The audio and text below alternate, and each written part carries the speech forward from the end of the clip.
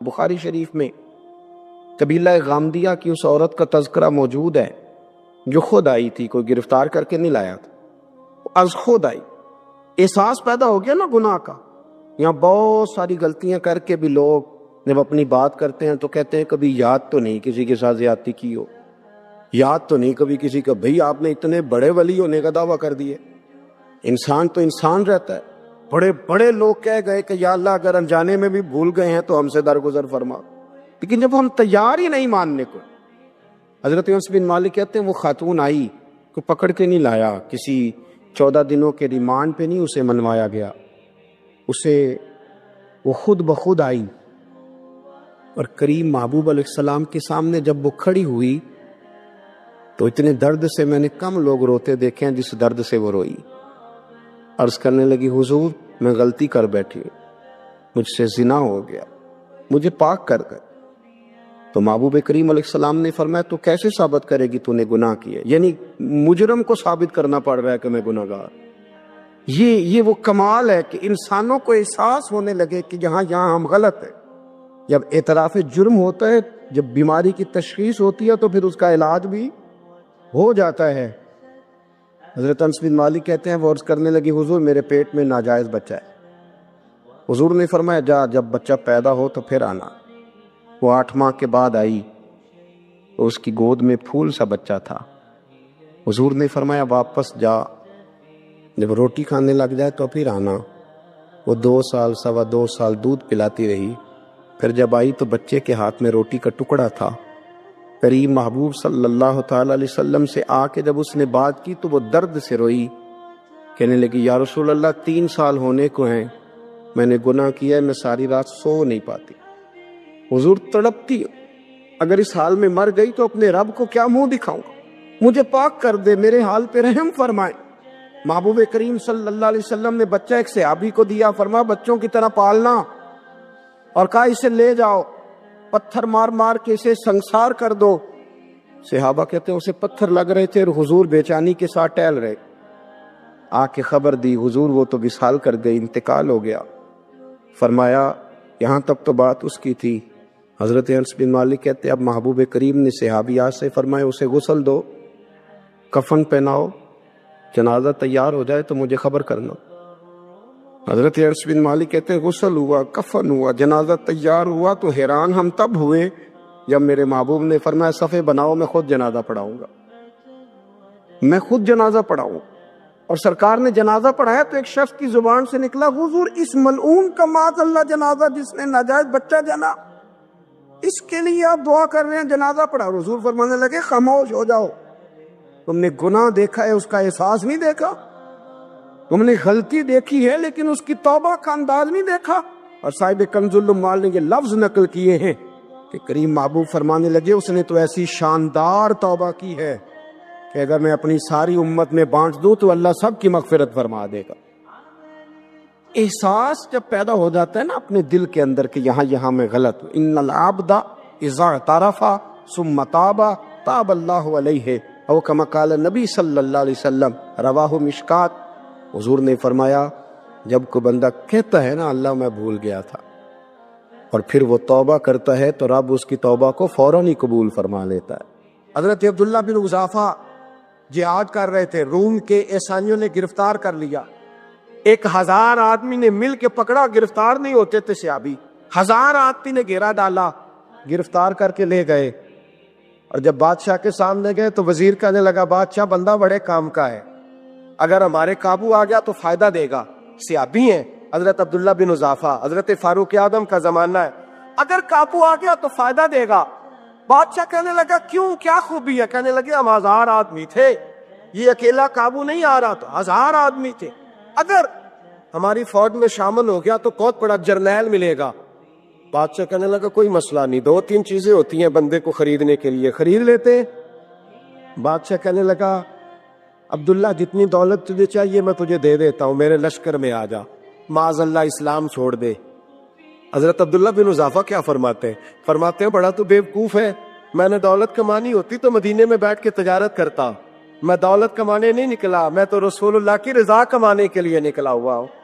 دولت کمانی ہوتی تو کسی مارکیٹ میں ہوتا، میدان میں آنا تو شہادت ہے مطلوب مقصود مومن، نہ مال غنیمت نہ کشور کشائی. یہ دولت تو لونڈی ہے رسول اللہ کے دروازے کی، جو تو پیچھے پیچھے پھرتی ہے نبی پاک کے غلاموں.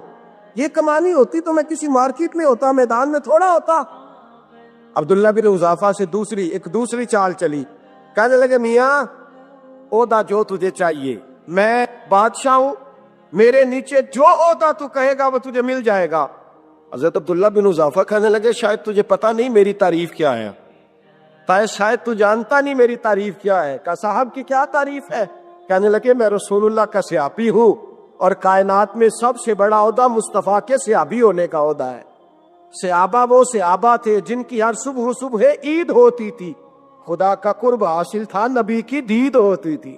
فرمایا میں نے حضور کے جلوے دیکھے ہوئے ہیں، مجھے عہدے کی ضرورت ہی نہیں، اور میں نے عہدہ لینا ہوتا تو میں سیاست کرتا، میں تو شہادت لینے نکلا ہوں میدان میں، عہدے کا میں نے کیا کرنا ہے. اب بادشاہ کہنے لگا اسے قتل کر دو. وزیر کہنے لگا نہیں، ایک بات اور ہے، مجھے ایک چال اور چلنے دو. کہا وہ کیا؟ کہنے لگے میری بیٹی بڑی خوبصورت ہے، مجھے موقع دو اپنی بیٹی کو سجا بنا کے. وہ جوان جس کی جوانی اتنی بڑی ہے کہ 1000 آدمی مقابلے میں کھڑا نہیں ہوتا، اس جوان کے کمرے میں رات کی تنہائی میں بنا سوار کے بی بی کو بھیجا.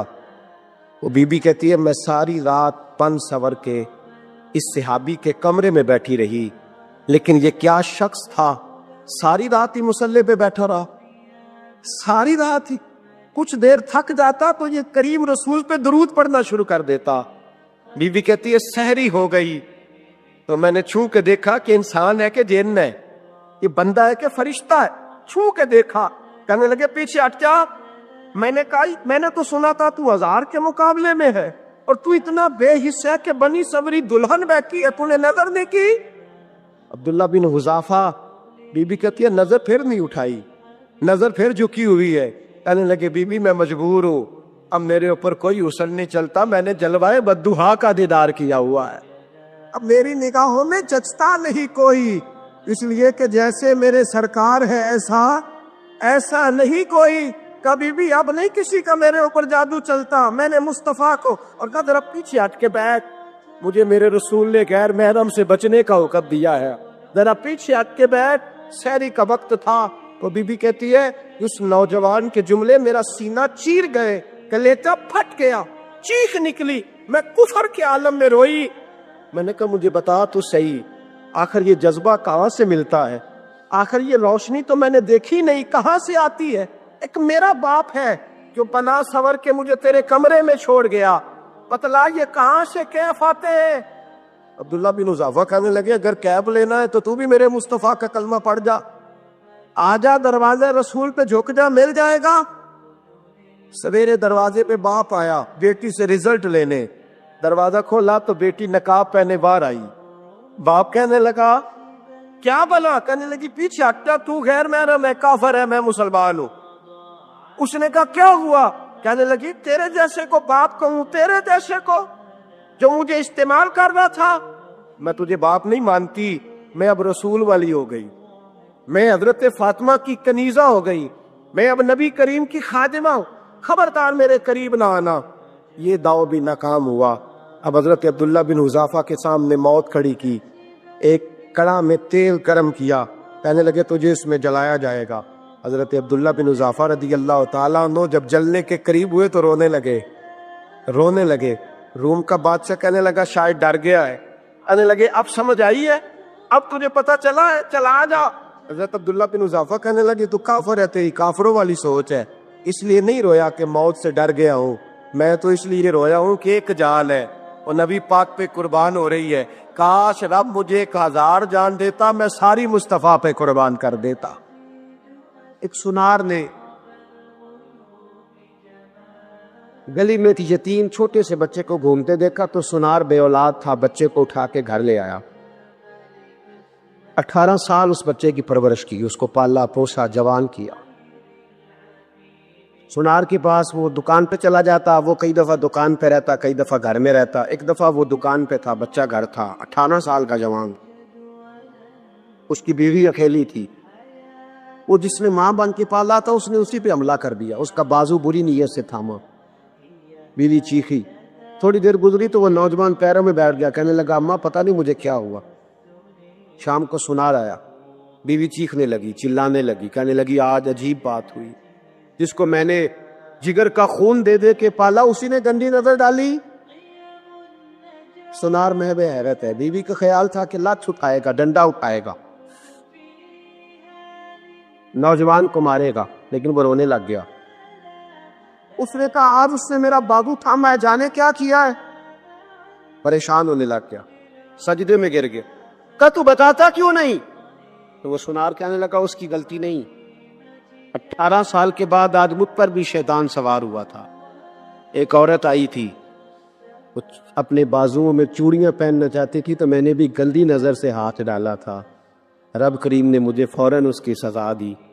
جن کے گھروں میں بیٹیاں ہوتی ہیں ان کی نظریں گندی نہیں ہوتی، جو بیٹیوں کے باپ ہوتے ہیں، جو بہنوں کے بھائی ہوتے ہیں، ان کی نظریں گندی۔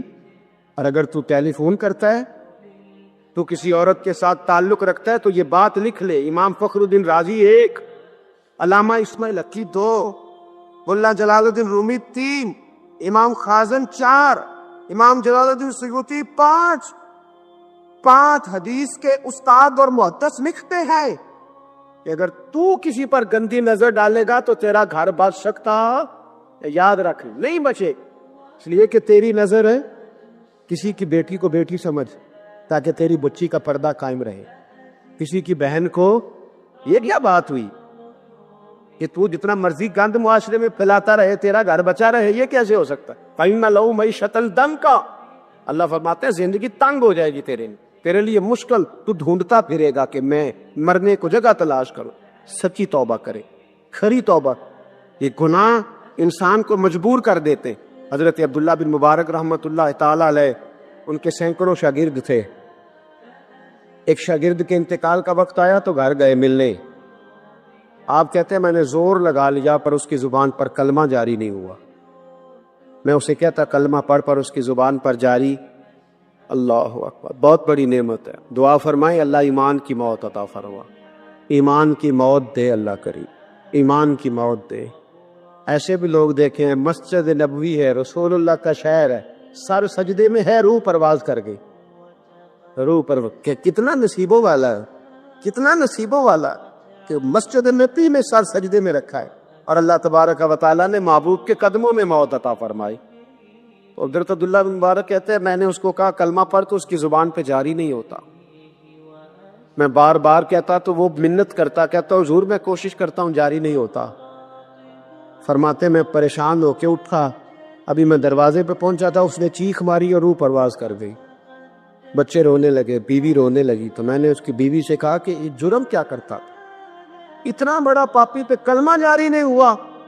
اس کی زوجہ کہنے لگی حضرت جی 2 گناہ تھے اس کے، ایک تو یہ شراب کا عادی تھا، روکتی تھی باز نہیں آتا تھا، اور دوسری بات یہ کہ یہ اپنی اماں کا نافرمان تھا، وہ 2 گلیاں چھوڑ کے رہتی ہے، یہ کبھی ملنے نہیں گیا تھا، اس بوڑھی کا کلیجہ اس کی طرف سے بڑی تکلیف میں تھا۔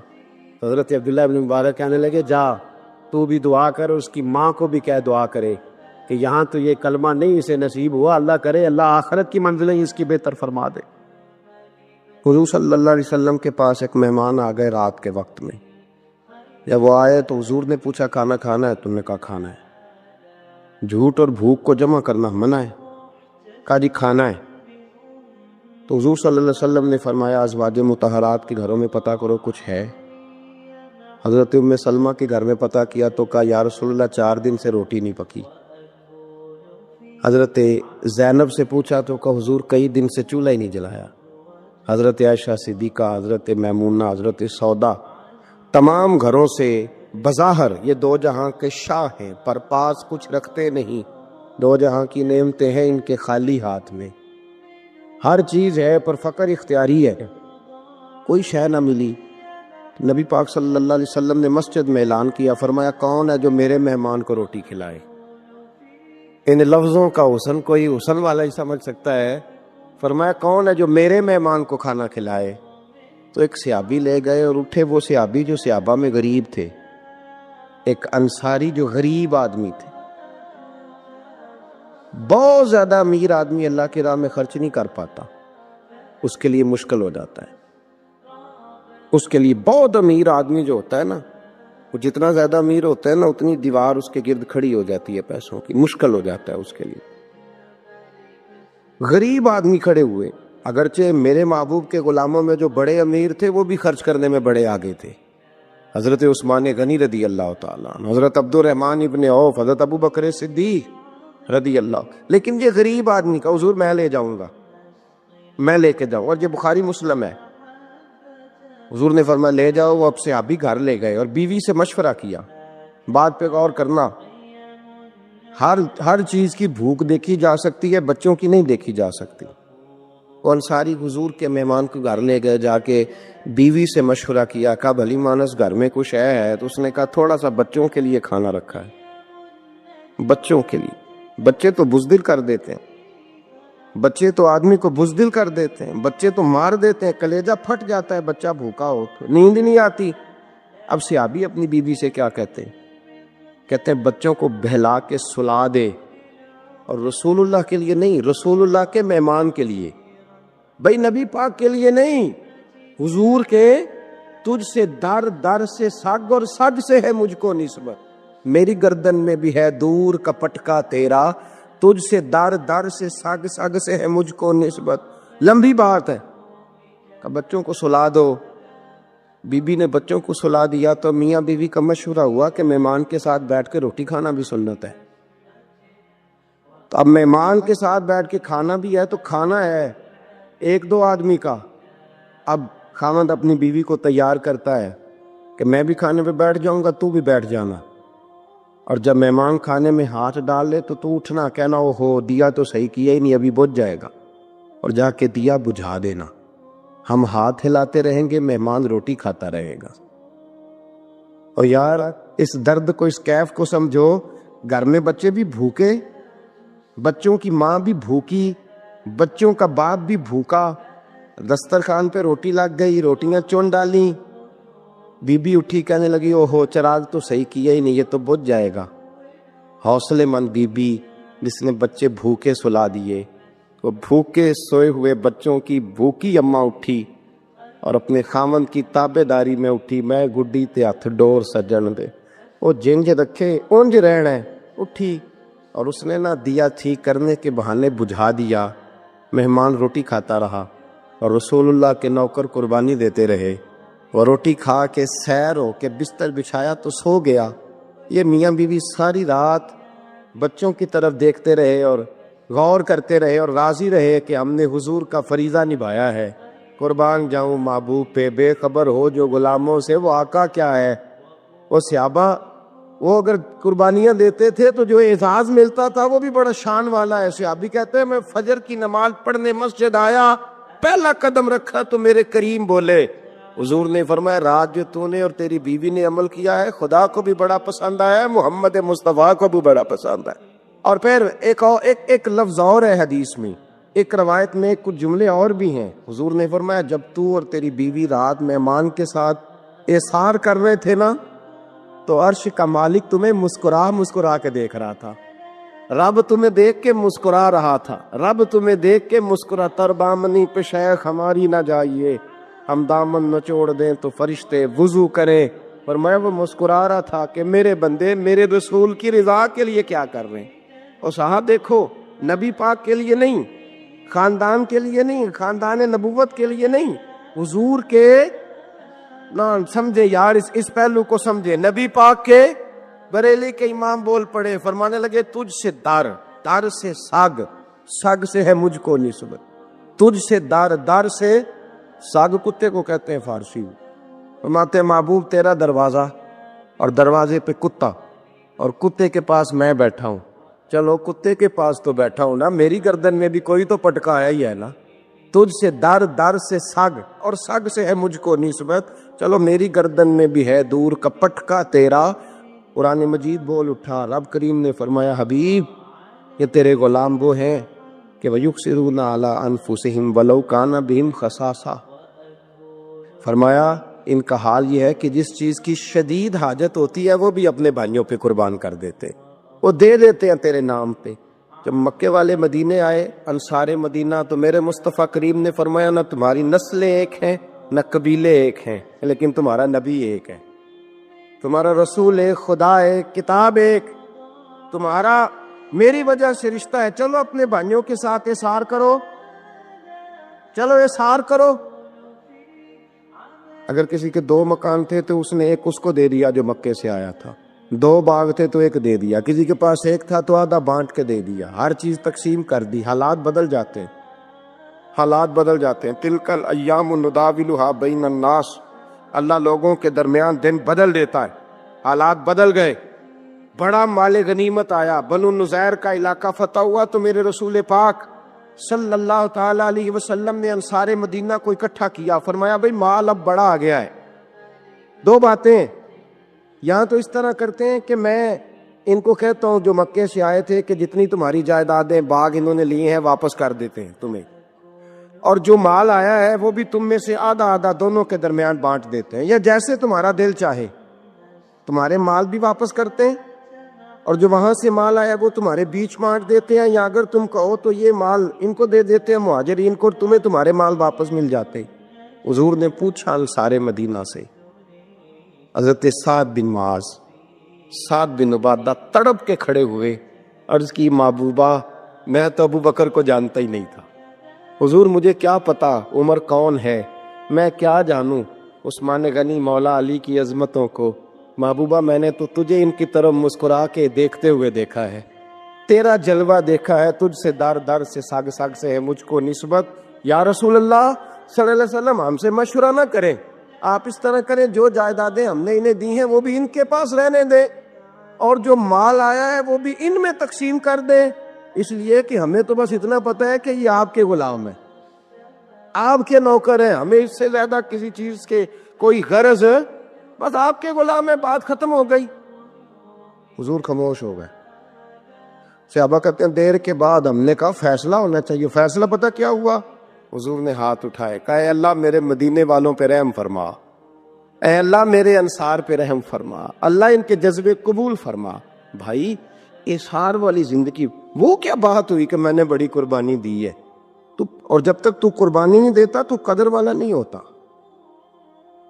جو چیز قربانی سے حاصل ہوتی ہے اس کی قدر ہوتی ہے، جو چیز مفت میں آ جاتی ہے اس کی کوئی قدر نہیں ہوتی، کوئی قدر نہیں۔ میں اکثر سوچتا ہوں کہ حضرت خواجہ اجمیری کے خلیفے اجمیر میں بھی تو ہونے چاہیے تھے نا، لیکن ان کے خلیفے اجمیر میں نہیں ہوئے، دلی میں ہوئے۔ تو میں سوچتا ہوں دلی والوں کے خلیفے دلی میں ہونے چاہیے، لیکن دلی میں نہیں ہوئے، پاک پتن میں ہوئے، تو پاک پتن والوں کے یہاں ہو جاتے، اس لیے کہ قربانی جو دیتا ہے نا، جو دور سے چل کے آتا ہے وہ قربانی کرتا ہے، قربانی دیتا ہے، اس کو قدر زیادہ ہوتی ہے۔ ہم نے کسی شے کے لیے کبھی قربانی نہیں دی، نہ دین کے لیے، نہ قرآن کے لیے، نہ مسجد کے لیے، نہ شیخ کے لیے، نہ طریقت کے لیے، قربانی تو ہے ہی نہیں۔ تو جو شے مفت ملتی ہے اس کا نہ مزہ آتا ہے نہ قدر ہوتی ہے۔ جو چیز قربانی کر کے لیتے ہو نا، قربانی کر کے، اس کی قدر ہوتی ہے۔ کسی لیے کہا تھا کسی درویش نے، اس نے کہا تھا قدر نبی دا ایک کی جانن دنیا دار کمینے، قدر نبی دا جانن والے سو گئے وچ مدینے۔ ان سے پوچھو نا، ان سے پوچھو ان حضرات کو کتنی قدر تھی۔ قربانی اپنی زندگی میں دینا سیکھے۔ ایک ہوتی ہے بندے کی ذاتی خواہش، اس کو کچلنا بڑا مشکل ہوتا ہے۔ قربانی بڑی ضروری چیز کا نام ہے، اور جو قربانی دینا سیکھ جاتا ہے وہ بچ جاتا ہے۔ کتیا 6 بچے جنم دیتی ہے لیکن قربانی نہیں نہ دیتی بچوں کی، تو ریوڑ نہیں بنتے، اجڑ نہیں بنتے۔ بکری 2 بچے پیدا کرتی ہے اور سال کے بعد ہزاروں بچوں، لاکھوں بچوں کی قربانی دیتی ہے، پر پھر بھی جدھر جاؤ بکرے ہی بکرے نظر آتے ہیں۔ جو قربانی دینا سیکھ جاتا ہے نا، یزید نے کوئی قربانی نہیں دی، اس لیے کوئی شخص بھی کھڑا ہو کے نہیں کہتا، حالانکہ 14-15 بیٹے تھے یزید کے، کوئی بھی کھڑا ہو کے نہیں کہتا میں اس کی نسل میں سے ہوں۔ امام حسین نے ساری قربانی دے دی۔ ایک زین العابدین بچے تھے، پوری دنیا میں اللہ نے سید عطا فرمائے ہوئے ہیں۔ جو قربانی دینا سیکھ جاتا ہے وہ بچ جاتا ہے۔ ہم نا قربانی کیا، ہمارے پاس تو اضافی شے ہے وہی دینے کو تیار نہیں۔ جب آپ تیار ہی نہیں تو سودا ہی نہیں کر، آپ نکلے ہی نہیں میدان میں، تو حاصل کیسے ہو؟ حصول تو تب ہوگا نا جب آپ کوئی انویسٹمنٹ کریں گے. تو آپ انویسٹ ہی نہیں کر رہے تو بھائی آپ نے پودا ہی نہیں لگایا تو پھل کیسے ملے؟ قربانی نہیں دی تو وہ درجہ کیسے ملے؟ اس کے لیے تو قربانی ضروری ہے. اب تمام صحابہ کی زندگی پڑھ لیں، حضرت ابو بکر سے لے کر حضرت بلال تک، یہ سارے قربانی والے ہیں. آپ تمام اولیاء کی صفت پڑھ لیں، حضرت غوث اعظم، جیلانی، داتا علی اجویری، خواجہ معین الدین، یہ سب قربانی والے لوگ ہیں. قربانی دیتے رہے تو بچے ہوئے ہیں. ان کے جو ساتھ تھے وہ بھی قربانیوں والے تھے. قربانی حصہ ہے طریقت کا، قربانی ضروری ہے. اور ہمارے صوفیاء تو کہتے ہیں جس شخص نے تصوف میں آ کے قربانی نہیں دی. بزرگوں کے پاس ایک شخص آیا، غالباً خواجہ نظام الدین محبوب الہی کی بات ہے، میرے ذہن میں نام پورا نہیں سما رہا. تو ایک مرید نے آ کے کہا حضور زکوٰۃ کتنی دینی ہے؟ فرمایا 2.5%. تھوڑی دیر کے بعد حضرت نصیر الدین چراغ دہلوی آ گئے، کہا حضور اللہ کے راستے میں کتنے دینے ہیں؟ فرمایا 50%. ایک ساتھی قریب بیٹھا تھا، اس نے کہا پہلے کے لیے 2.5% کا فتویٰ تھا، اس کو کہہ دیا آدھے دے دے. چند منٹ گزرے تو حضرت امیر خسرو بھی آ گئے. کہا حضور زکوٰۃ کتنی دینی ہے؟ فرمایا جو ہے سارا ہی لے آ، تیری 100% ہے. تو وہ ساتھی جو قریب بیٹھے تھے اس نے کہا بابا فتوے علیحدہ علیحدہ ہیں. فرمایا فتویٰ ایک ہی ہے، بندے علیحدہ علیحدہ ہیں. فتویٰ ایک ہی ہے، مجھے پتا ہے کون کتنے دے سکتا ہے. وہ جس کو میں نے 2.5% کہا ہے وہ بھی جا کے حساب کتاب کرے گا، اس نے 2.5 بھی پورا نہیں دینا. اور فرمایا جس امیر خسرو کو میں نے کہا نا سارا لے آ، اس کا دل کرے گا میں اپنا مکان بھی توڑ کے لے آؤں. میں نے فتویٰ ایک ہے، بندہ دیکھ کے بات کی ہے. بھائی قربانی نہیں ہے، اظہار ہی نہیں ہے، جذبہ ہی نہیں ہے، ہمارا مزاج ہی نہیں ہے. لیکن نا یہ اب ایک تو شریعت کی قربانی ہے نا یہ، تو اس پہ بھی لوگ بڑا سوچیں گے، اس پہ بھی لوگ بڑا سوچیں گے. فتوے پوچھتے پھریں گے کہ جی میرے اوپر تو ابھی میں نے تو 15,500 قرضہ دینا، دوں کہ نہ دوں، کون سی دوں؟ فتوے پوچھیں گے. دینے کی دفعہ فتوے پوچھیں گے اور لینے کی دفعہ چھٹی، جو آتا ہے آنے دو. کبھی لینے کی دفعہ بھی فتویٰ پوچھنا صاحب کہ یہ مجھے اتنا مال آ رہا لے لوں کہ نہ لوں. وہ لے لیا، قابو کر لیا. جب دینے کی باری آئی تو فتویٰ احصار کرے. اور احصار صفت ہے مسلمان کی، یہ احصار کرنے لگتا ہے تو بچنے لگ جاتا ہے، اس کا فائدہ ہونے لگ جاتا ہے. قربانی دینے لگ جاتا ہے تو بچ جاتا ہے. کسی نے کہا تھا سن اے مسلمان، یہ نقطہ فیض قرآنی میں ہے، عظمت و اسلام اور مسلم صرف قربانی میں ہے. اگر تو جینا چاہتا ہے تو قربان ہو. حضرت سیدنا ابو بکر صدیق فرماتے ہیں میں حضور کے سامنے بیٹھا، ایک شخص آیا، اس نے آ کر کے کہا یا رسول اللہ صلی اللہ تعالی علیہ وآلہ وسلم، یہ میرے ہاتھ کے اندر خنجر ہے، میں قتل کر کے آیا ہوں. قاتل کھڑا ہوا. ایک طرف قرآن مجید کا حکم ہے کہ جس نے ایک آدمی کو قتل کیا پوری انسانیت کو قتل کیا. حضور یہ خنجر ہے، قتل کر کے آیا ہوں. میرے مصطفیٰ نے فرمایا کس کو قتل کیا؟ عرض کی حضور سگی بہن کو مارا ہے. سگی بہن تھی، میں نے قتل کر دی. میرے نبی پاک صلی اللہ علیہ وسلم نے فرمایا کیوں مارا؟ پیار نہیں تھا؟ کہا محبوبہ بہن سے کس کو پیار نہیں ہوتا، بڑا پیار تھا، پر مارا کیوں؟ تو صحابی رونے لگے، کہنے لگے محبوبہ میں بڑا پیار کرتا تھا، پر وہ کافرہ تھی، مشرکہ تھی، بڑا پیار کرتا تھا. جب بھی اس کے پاس جاتا وہ آپ کے بارے میں بات چھیڑ دیتی. میں اس کو کہتا سارا کچھ کر لے، میرے نبی کے بارے میں بات نہ کر دو. میں ہر شے سہ لیتا، پر مصطفیٰ کریم کی ذات کے بارے میں کوئی بات برداشت کرنے کی طاقت نہیں رکھتا. یہ والا جملہ نہ کہنا. میں اس کو روکتا، منع کرتا، وہ باز نہ آتی. کہتے ہیں آج اس نے اتنی سخت بات کی کہ میں اس کا گلا کاٹ آیا ہوں، قتل کر دیا ہے. حضور میرے لیے حکم کیا ہے؟ تو نبی پاک نے فرمایا جا، تیرے اوپر کوئی سزا نہیں، تو نے جو کیا ہے اچھا ہی کیا ہے، یہ اچھا کر ڈالا ہے جو تو نے کیا ہے. ایک صحابی نابینا تھے، آنکھوں سے نظر نہیں آتا تھا، رشتہ کوئی نہیں دیتا تھا، معذور آدمی تھے. نکاح ہوا، شادی ہوئی، 2 بیٹے دیے اللہ، گھر بس گیا. بیوی کپڑے دھو کے دیتی، خدمت کرتی، روٹی پکا کے دیتی، بچے بڑے حسین تھے. اور وہ صحابی خود فرماتے ہیں، نابینا صحابی کہتے ہیں موتیوں کی طرح کے میرے بچے، جو بھی آتا آ کے کہتا تیرے موتیوں کی طرح کے لال ہیں. لیکن آپ فرماتے ہیں ایک صبح اعلان ہو گیا، مدینے میں شور ہو گیا، کچھ نابینا صحابی کی بیوی قتل ہو گئی، کسی نے خنجر کے دبایا، مر گئی ہے. کہتے ہیں اس کے لواحقین اکٹھے ہوئے، در رسالت مآب پہ آئے، آگے کہنے لگے حضور ہمارا قاتل ڈھونڈ کے دیں، ہماری بیٹی کو کس نے مارا؟ میرے رسول پاک نے مجمع پہ نظر ڈالی، فرمایا بھائی مجھے کہنے کی ضرورت نہ پڑے، اگر قاتل موجود ہے تو خود اٹھ جائے۔ خود اٹھے، وہ نبینا صحابی بیچ میں سے اٹھ کے کھڑے ہو گئے، کہنے لگے سونیا قاتل کوئی باہر نہیں، میں خود قاتل ہوں، میں نے مارا ہے، میں قاتل ہوں، میں نے مارا ہے۔ مصطفیٰ کریم سید عالم صلی اللہ علیہ وسلم نے فرمایا تجھے تو اس کی بڑی ضرورت تھی، بڑی حاجت تھی، تیری بیوی تھی، تیرا گھر سنبھالتی تھی، تیرے بچے تھے۔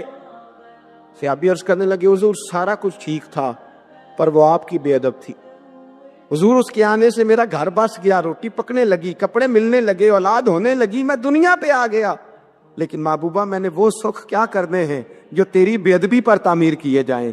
یا رسول اللہ مجھے کیا حاجت اس چیز کی، اس میں آپ کا پیار ہی نہ ہو، یا رسول اللہ آپ کی محبت ہی نہ، حضور میں نے قتل کر ڈالا ہے، مجھے بیوی نہیں چاہیے، مجھے وہ والی چاہیے جس کی زبان پر رسول اللہ کے نام کے ترانے ہو، جو حضور کی محفل کرنے والی ہو، نعت پڑھنے والی ہو، جو نبی پاک علیہ السلام کی ازواج کا، اولاد کا، بیٹیوں کا ذکر کرنے والی۔ مجھے وہ بی بی نہیں چاہیے جو بی بی بے ادبی کرے۔ میرے نبی پاک صلی اللہ علیہ وسلم نے محلے داروں سے پوچھا، فرمایا بات اس کی ٹھیک ہے؟ کہا حضور واقعی بے ادب تھی۔ نبی پاک نے فرمایا اٹھو پھر چلے جاؤ، اس نے انسان نہیں مارا، اس نے گستاخ رسول کو مارا ہے، اس نے ایک گستاخ رسول کو مارا ہے۔ بھائی یاد رکھے نبی پاک کا پیار ایمان کا حصہ ہے، اس میں کوئی کمپرومائز نہیں۔ حضرت ابو عبادہ بن جراح نے میدان کے اندر اپنے باپ کو قتل کیا، باپ کو مارا۔ حضور سید عالم صلی اللہ علیہ وسلم نے کہا ابو عبادہ تو نے باپ ہی مار دیا ہے؟ کہا حضور باپ نہیں چاہیے، رسول اللہ کا وفادار چاہیے، حضور وفادار چاہیے۔ نبی پاک صلی اللہ تعالی علیہ وآلہ وسلم کی محبت اصل دین ہے، اصل دین۔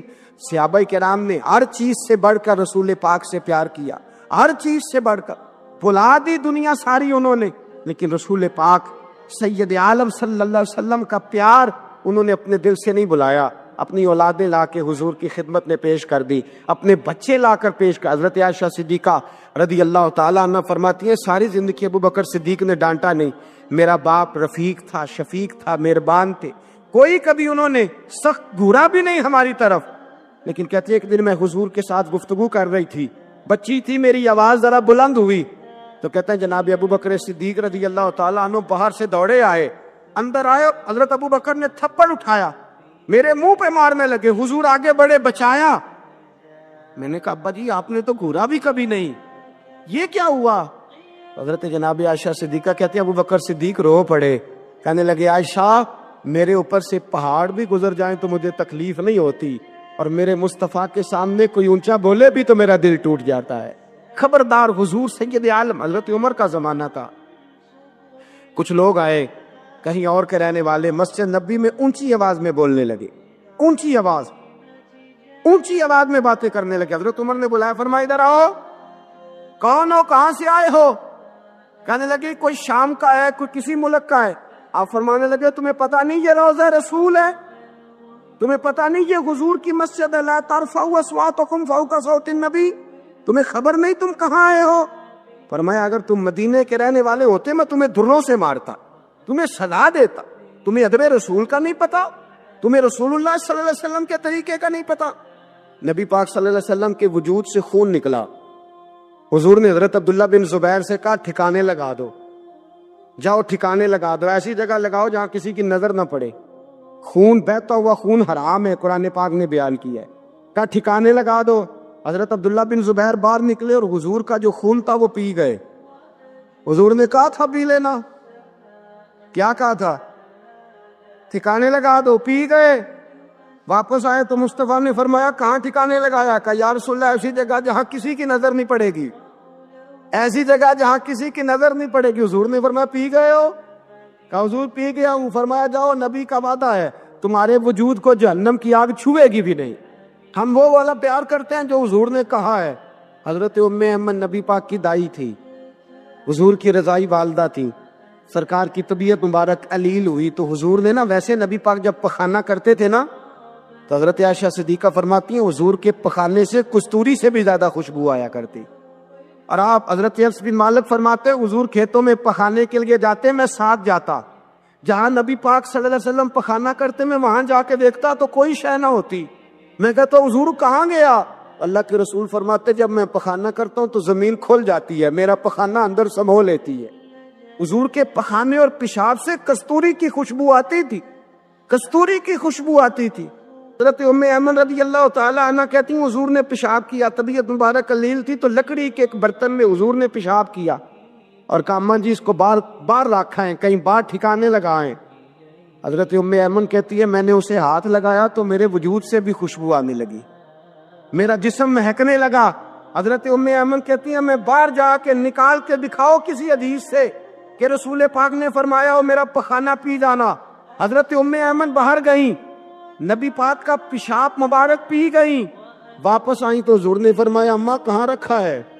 کہنے لگی محبوبہ وہاں رکھا ہے، کسی کی نظر نہیں پڑے گی۔ حضور نے فرمایا پی گئی ہو؟ کہا حضور پی گئی ہوں۔ فرمایا جاؤ میرا وعدہ ہے قیامت تک تمہیں پیٹ کی بیماری کوئی نہیں لگے گی، جب تک زندہ رہو گی پیٹ کی بیماری۔ حضور نے کہا تھا کہ پی جاؤ نا۔ بھائی یاد رکھے رسول اللہ صلی اللہ علیہ وسلم کے صحابہ جو حضور کی تعظیم کرتے ہیں تو اس کا حکم نہیں دیا نبی پاک، لیکن وہ جانتے جب تعظیم کی باری آئے تو جو بھی کام تعظیم کا ہوگا، جو کام بھی عزت کا ہوگا وہ عزت دی جائے گی۔ ایک صحابی حضور علیہ السلام کی گھوڑے کو کجاوا بالا کرتے تھے، کاٹھی ڈالتے تھے۔ حضور نے کہیں نہیں کہا کہ وضو کر کے ڈالنا، غسل کر کے ڈالنا، کہیں نہیں کہا۔ رسول پاک صلی اللہ علیہ وسلم رات کو کہہ دیتے کہ صبح جانا ہے تو گھوڑا تیار کر دینا، اونٹ تیار کر دینا۔ ایک دن اللہ کے محبوب سویرے اٹھے، گھوڑا تیار تھا، حضور بیٹھے تشریف لے گئے۔ جب تشریف لے گئے نبی پاک صلی اللہ علیہ وسلم تو حضور واپس آئے تو بلایا، ان سے صحابی کا نام تھا حضرت اسلہ بن شریک، ان کو بلا کے حضور نے فرمایا یار آج کجاوا تو نے نہیں باندھا۔